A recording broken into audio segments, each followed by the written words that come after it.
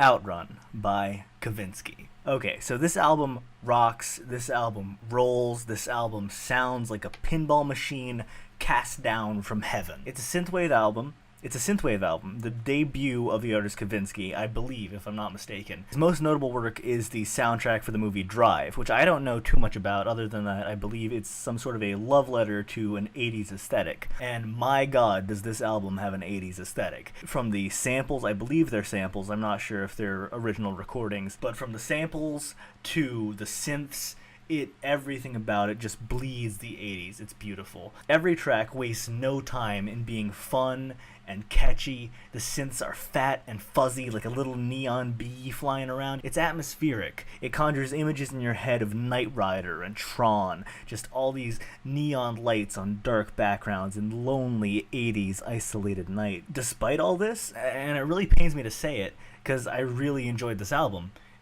every song sounds exactly the same. Every song is great. It's so much fun. I was never bored listening to this album.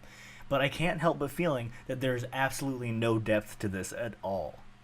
Like I said, it sounds like a pinball machine from heaven. It sounds great, but it sounds like a video game soundtrack. Not something that you would probably hold to any higher esteem than background music. Also, that one track, Suburbia, where some guy raps over the pinball music, yeah, that was garbage. Sounded like some mid-2000s Kanye, but without the Kanye.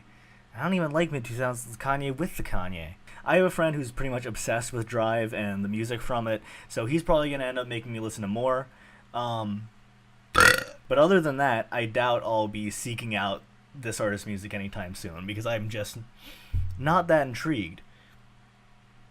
I'm feeling a 7 out of 10 on this. It was very fun. A very fun record, but just painfully forgettable, I'm sorry to say.